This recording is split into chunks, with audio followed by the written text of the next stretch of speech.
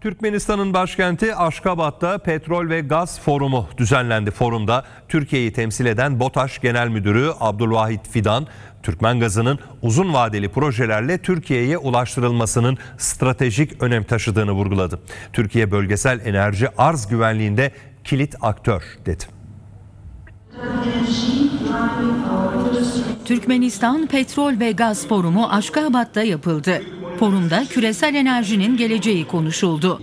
Enerji güvenliği, uluslararası yatırımlarla bölgesel işbirliği fırsatları ele alındı. Forumda Türkiye'yi BOTAŞ Genel Müdürü Abdülvahit Fidan temsil etti. Malumunuz Türkmen gazını bu senenin Mart ayında ilk defa Türkiye'ye ulaştırdık.